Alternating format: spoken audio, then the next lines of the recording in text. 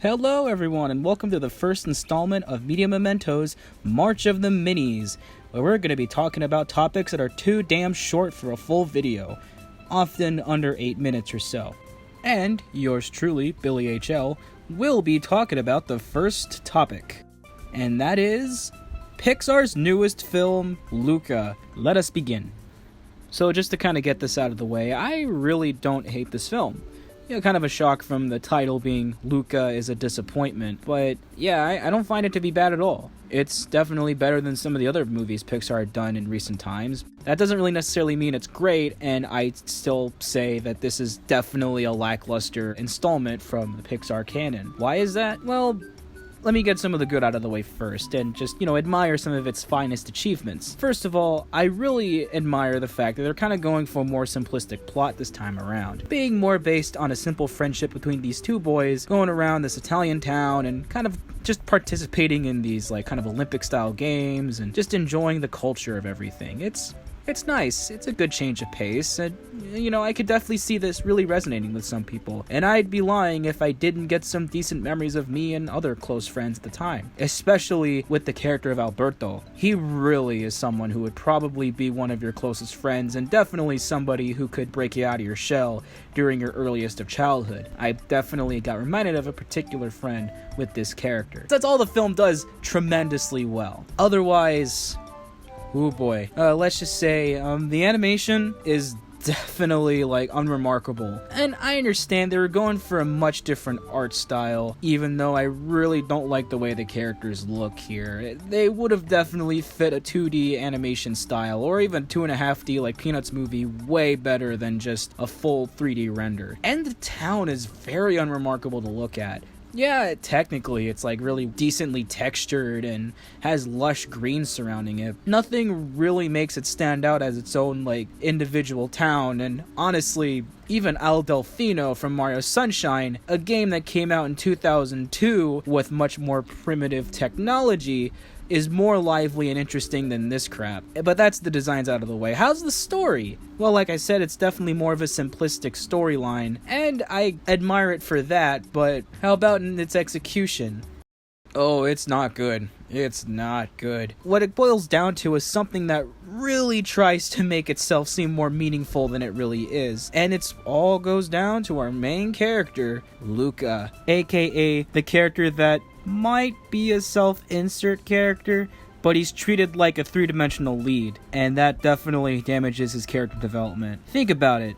The kid wants to run away, and he does. And he wants to go to the surface. That's his main goal. And he achieves that goal at the end of Act 1. And after that, I don't know, he just wants to go to school and maybe buy the Vespa, and that's it. It's really a case where the simplicity really damages the main character, in that he doesn't really have a clear goal, and we hardly sympathize with him because of that. Now, for comparison's sake, his best friend Alberto is not only trying to cope with the fact that he is basically abandoned by his neglectful father, who we never see, but he's masking that by acting rebellious and being this big shot going up the surface, and really, all he wants is a friend. He wants a companion. He wants somebody to talk to. And he sees that with his friend Luca. Not that he really should stick around with the guy. I mean, Luca really only used him to get to the surface and then bang a chick. But even with that in mind, the fact that I remember this co-lead, who's not the front and center character, more so than the dramatic lead, who I always forget the name of because he's so boring, and then realize that his name is in the goddamn title, you're doing something fucking wrong.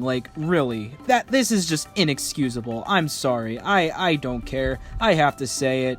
This is just bad writing on all fronts, and they really should have made Alberto the main character and have Luca be the selfish, bad influence friend. Wouldn't that have been kind of cool to see for a friendship film like this? It would have still kept the simplistic approach, but still make it at least interesting and actually have a good, well-rounded, three-dimensional character that we can sympathize with and actually relate to. But that's enough about the leads.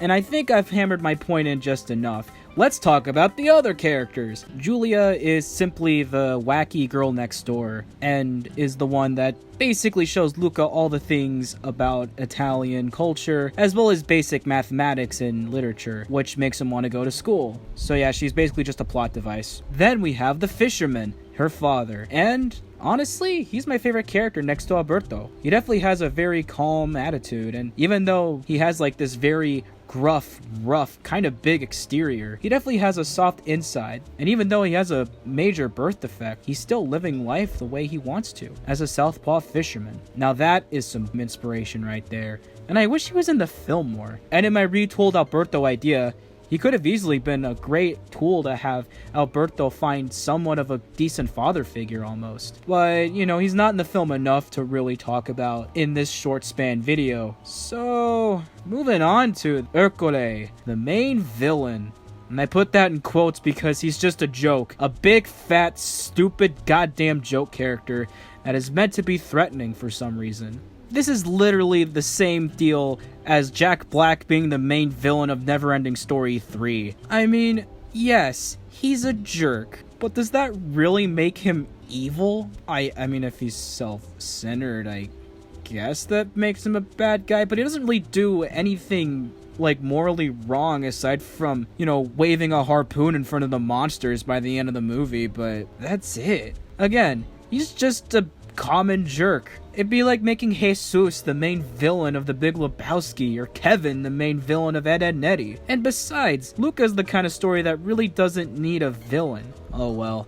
I'm not really gonna change anybody's mind, especially those who made the film, because it's already done. It's on Disney+. You can go watch it yourself. But once again, I'm not gonna say that this film is absolute garbage. In fact, I definitely would say that it's mildly enjoyable, and I would watch it again if I had the chance. Only problem though, it definitely is a massive disappointment from a studio like Pixar, and seeing something like this truly solidifies the idea that they've definitely fallen from grace. After all their countless sequels and lackluster original titles, I can't really say that I'll support them much longer. And that's a shame because they were my favorite studio when I was a kid, and I was looking forward to all of their releases, no matter what it was. You know, with every Teen Wolf remake and unnecessary spin-off coming down the road, maybe we can hope that one day they'll have a multi-layered, existential, very impressive animated film down the road. Either that, or we're stuck in this hollow purgatory for eternity, and only creators like myself will be able to pick up the slack within the next 10 years or so.